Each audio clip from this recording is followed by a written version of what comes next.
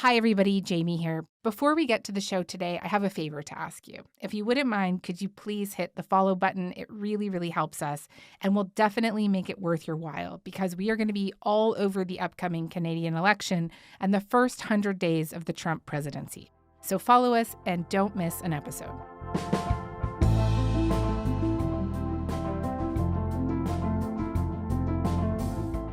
Elon Musk is among an unprecedented 13 billionaires tapped to be part of the incoming Trump administration, making it the wealthiest in American history. And outside of Washington, a parade of CEOs and investors have stopped by Mar-a-Lago to meet with the president-elect, Jeff Bezos, Mark Zuckerberg, Tim Cook. Today, we're going to discuss the outsized role and influence that these billionaires are playing in American life and beyond. How does it compare to the past and other administrations? Why are they so publicly aligning themselves with Donald Trump now? What does it all say about where the U.S. could be headed? To do all of this, I'm joined today by Quinn Slobodian. He's a professor of international history at Boston University and the author of Crack Up Capitalism, Market Radicals, and the Dream of a World Without Democracy.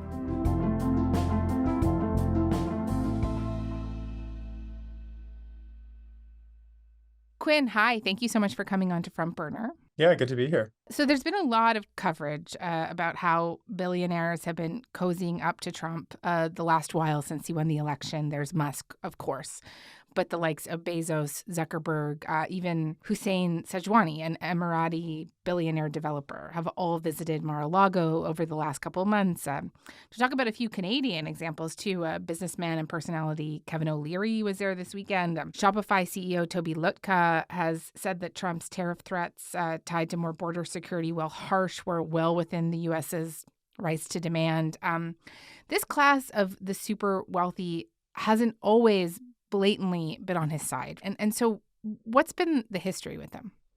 Yeah, I mean, it's a funny topic in a way, because obviously one doesn't want to sort of start with the assumption that suddenly, the wealthy have started to meddle with American politics, right? I mean, America has Yes. a very long tradition of coziness between a kind of elite plutocratic class and those people who are making the laws. It's actually been more uncommon in American history for there to be some kind of distribution of power or something like the power of organized labor inside of the government. Most of the time, it's been a kind of beneficial arrangement for the wealthiest in the country. But at the same time, this is like a step shift, right? I mean, it's a scale shift.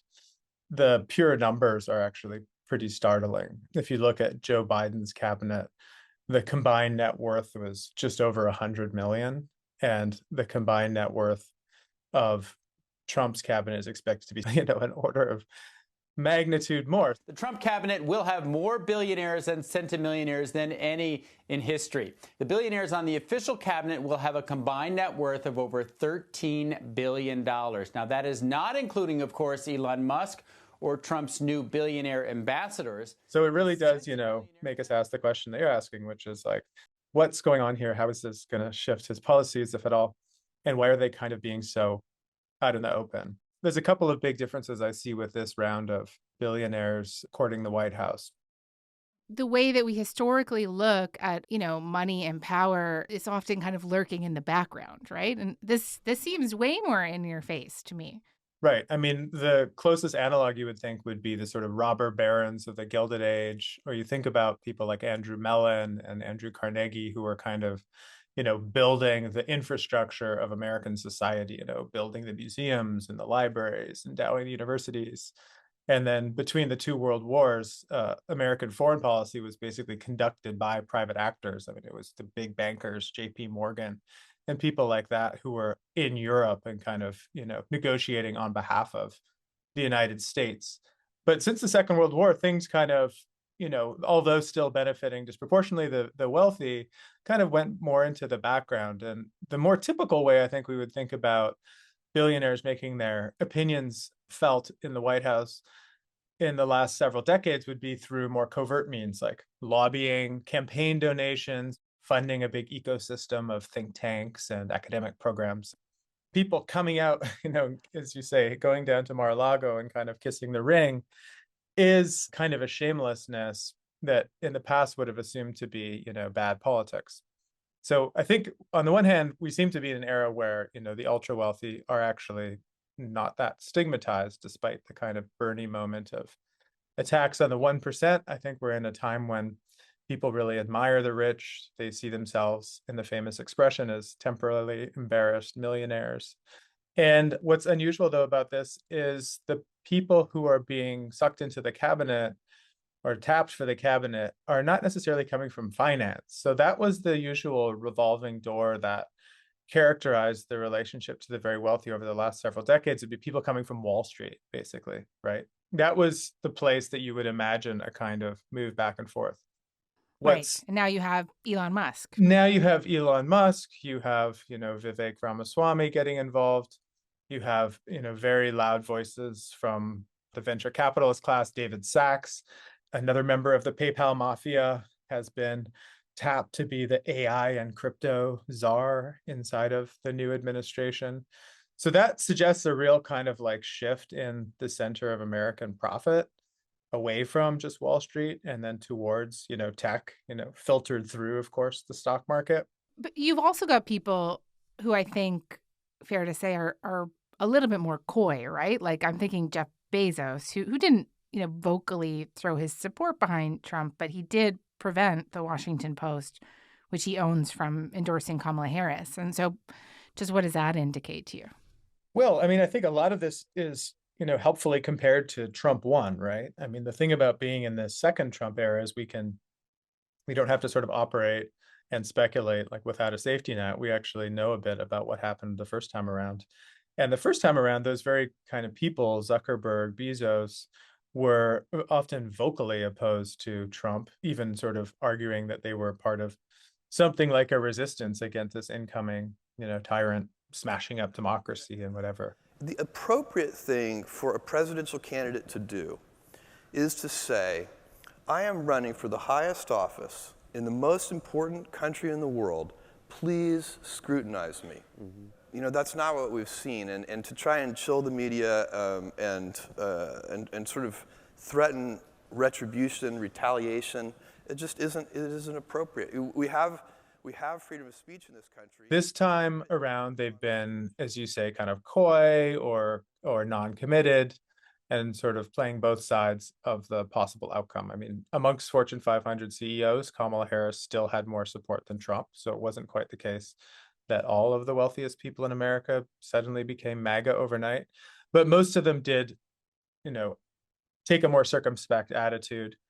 And the question then is why? And I think the answer is they profited greatly from the first Trump administration. There were massive tax cuts. That's really Trump's only legislative achievement from the first administration was the 2017 tax cuts, which are all set to expire next year, will almost certainly be renewed, if not made permanent, through Congress, which, if you're rich, is just a huge plus.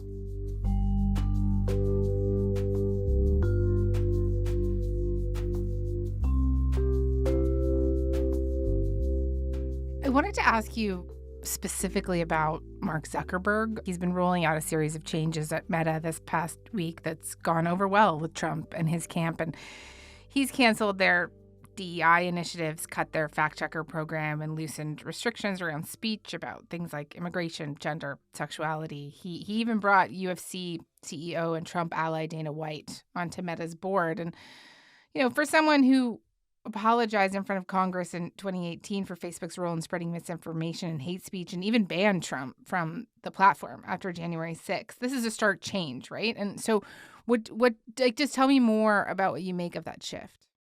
Yeah, I mean, it's almost sort of being played out in an exaggerated way in Zuckerberg's own kind of self-presentation, right? I mean, he was long ridiculed as kind of this, quintessential gormless kind of soy boy of Silicon Valley, and now he's bulked himself up. He's doing Brazilian jiu-jitsu. He wears a gold chain. He's wearing these kind of like streetwear style oversized t-shirts. So, I mean, it's hard not to just psychologize something happening with him personally, but I think in general, he stands in for the reason why all of big tech has become much more dovish on Trump. And that's a few like really specific asks that they now realize they're going to get in the administration. One is stopping antitrust. So the Biden administration, had quite aggressive efforts at breaking up the monopolies of things like Google, things potentially like Meta. Lena Khan was one of the most, progressive and, interesting critics of neoliberalism. She was the head of the FTC. They also, big tech is happy to see an end to Biden's efforts to regulate AI, right? To sort of regulate things as a potential safety risk. That's going to be out the window. And another kind of under the radar thing is this tax that Harris was proposing on unrealized capital gains. So when you're in tech, you make a lot of your money through stock options and through the accrual of the value of the company that you own parts of. And normally that goes astronomical, but it doesn't really matter because you're only going to have to pay taxes on it when you cash out, when you sell your shares. But there was a serious proposal on the books to start taxing people based on how much the value of their stocks were going up from year to year, which if you're someone like Zuckerberg or a venture capitalist, that's like a real nightmare, because it means like, you're going to have to suddenly have to pay some tax on these outlandish valuations of the companies you're part of. It strikes me, these guys that we're talking about, they have so much control over the mediums by which people consume information, right? So Elon owns Twitter, Zuckerberg, even OpenAI, right? Sam Altman, Bezos and the Washington Post, Patrick Soon-Chong, owner of the LA Times. I'm thinking a little bit of that Washington Post cartoon that showed a bunch of these guys kneeling to Donald Trump. It actually didn't run and it caused a bunch of controversy.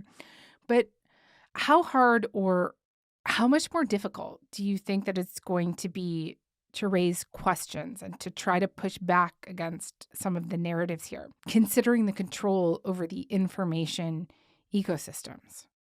Yeah, absolutely. It's a massive problem. I mean, I think you basically have only two options, right? You either hope that there's still space on platforms owned by people with dubious politics, like Elon Musk and X, in which you can nevertheless, use that open space for criticism, for organization, for mobilization for a different kind of a future. And that's not a very encouraging prospect.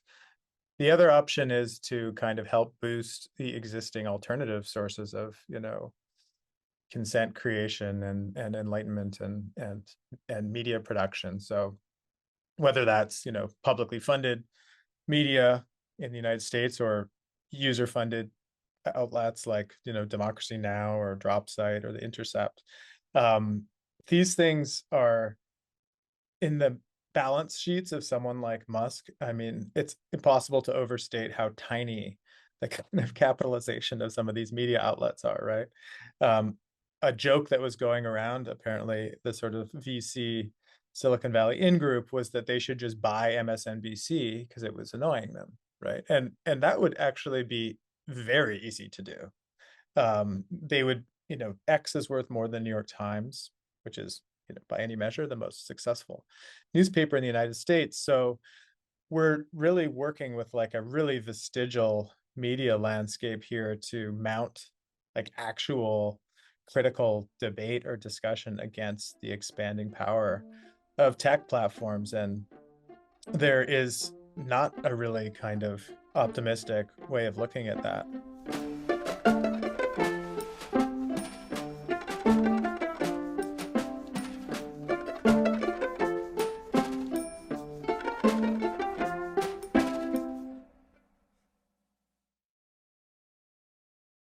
I just want to spend a bit more time on Musk. I think it's probably worth talking about the fact that he's not just focused on the United States, right? I mean, he's also talking about, he's thrown his support behind the far-right German party, the AfD. He's been attacking the UK's Keir Starmer and amplifying Islamophobic rhetoric. Elon Musk using his social media platform X to launch an onslaught against the PM, accusing him of being complicit in the rape of Britain for failing to tackle grooming gangs, while personally attacking one of Starmer's ministers. He has certainly been quite obsessed with Canadian politics recently, particularly in the wake of our prime minister stepping down.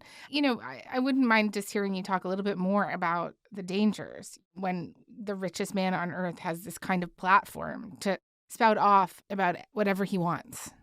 The way I look at it is, in 2017, everyone was worried about Steve Bannon creating a kind of transatlantic far right.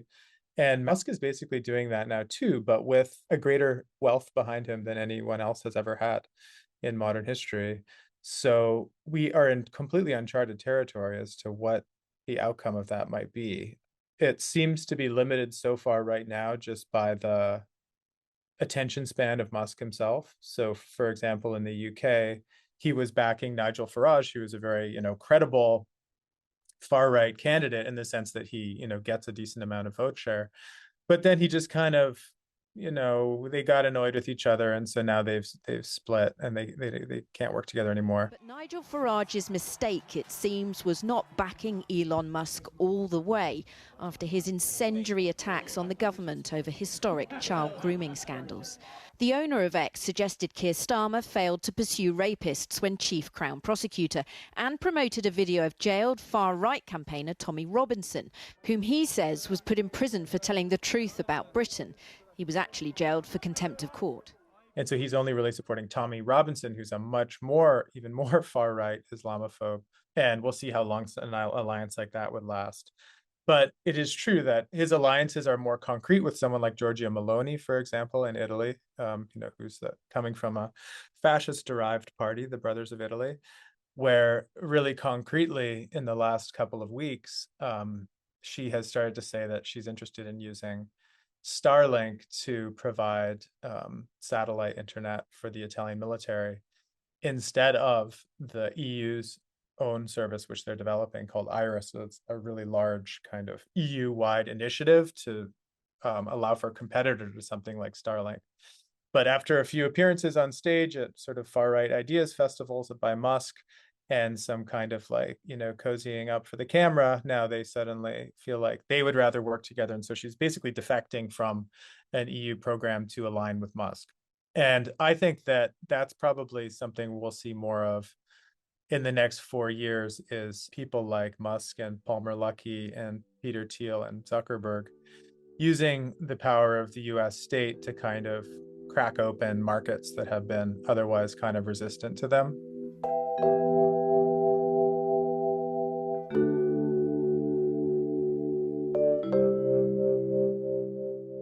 You mentioned Peter Thiel. He's lumped in there with Elon Musk and the likes. I know he has a very close relationship with the Vice President-elect J.D. Vance. And I wonder if you could tell me a little bit more about what they believe in and what sets them apart from other wealthy CEOs, ideologically speaking.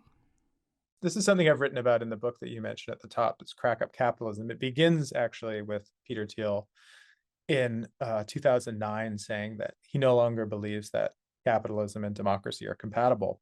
And democracies are just sclerotic and they strangle innovation. So he says we need to actually just create more states. We need to have, hundreds or even thousands of more new states that we can experiment with the same way we experiment with companies. So he was really on that kick for a few years and was even funding people to create little mini states out in the ocean. But what I see, or what I describe in the book, is he's basically like, well, why go out and create a new state if you can just take over an existing one? That's much easier. And now the kind of privileged relationship that he and his kind of group of like-minded Silicon Valley folks have to the federal government means that they can kind of, operate behind the scenes and kind of push through ideas without too much scrutiny or exposure. So a good example here is this new Department of Government Efficiency that Musk and Vivek Ramaswamy are heading up. The New York Times is just reporting that they're having long discussions between them and their sort of fellow podcasters from Silicon Valley or whatever, but it's all on Signal, so there's no trace of what they're actually saying, which is sort of directly against the idea of the kind of disclosure rules and transparency rules that a government ought to operate behind. And furthermore, things like SpaceX, OpenAI are operating as private companies. So they don't have a public IPO. There's no kind of disclosure reports. So even as companies, these tech undertakings are becoming more secretive. And I think that if you think about their effort is to kind of privatize more and more of the state and remove more and more of government from democratic oversight, operate a country more and more like a private firm, then this ideology is like very consistent from one of these fellows to the next. Related to that, there was this really interesting study out of Northwestern University last year. It found 11% of billionaires around the world have held or sought political office, but it also found that autocracies have higher rates of billionaire participation in politics. China has the highest rate at 36%. And people like Bernie Sanders and others have warned that the U.S. is moving towards becoming an oligarchy. Do you think that's true, or do you think it's already an oligarchy given everything that we're talking about today? I mean, it's certainly accelerating in that direction. And almost more interesting for me is the question of why people don't seem to be particularly offended by that on average, right? And of course, there are people that might tune into this podcast or discuss it in other arenas who are offended and annoyed and even appalled. But on average, 8 years of discussion of Trump's hypocrisy, greed, wealth, corruption, literal felonies, et cetera, actually didn't deter average Americans in the majority from supporting him as a political candidate, from voting for him for president, right? So there is, I think, a kind of culture of impunity when it comes to the wealthy that is kind of becoming like a mass mentality in the US. And there's a couple of things that I kind of attribute that to. I mean, one actually is crypto, which we discussed, which, was a pretty minor phenomenon at the time of Trump's first election. It was worth a few $100s for a Bitcoin. And, as of sort of January 1st, it was $100,000 a Bitcoin. If crypto is going to define the future, I want to be mined, minted, and made in the USA. It's going to be. It's not going to be made anywhere else. So this is pretty almost a magical manifestation that, sucks in the imagination of a lot of really young people, young men in particular. This seems like, you can create value out of nothing. Anyone can get rich. You just have to log on and, have the right grind set and watch the right YouTube videos. So this kind of idea of, self-help and self-actualization that pans out as self-enrichment, I think is an ideology that really helps to cleanse any stigma from rule by the wealthy. It makes them just like people who grinded harder. So there's that. I think also, you mentioned Dana White being appointed to the Meta board. I actually think the popularity of things like UFC and worldwide entertainment, wrestling is not to be underestimated. Like this world of just getting into the ring and just like beating yourself black and blue, but, subjugating your opponent is, it's an ethos too. And it's entertainment, but it's also like a way of looking at other humans. And the huge takeoff in popularity of that since COVID in particular. Why? Because they were able to set up an arrangement where they were fighting in an island off the Dubai coast, COVID-free, so people could stream it while they were in lockdown, has, led to this kind of a certain celebration of unbridled masculinity and aggression that I think is just becoming a kind of excusing and legitimating ideology for a lot of this stuff. Man, you pulled a lot of threads together in that last answer. That was great. Thank you so much, Quinn. It was a pleasure to talk to you. Absolutely. It was nice to talk to you as well.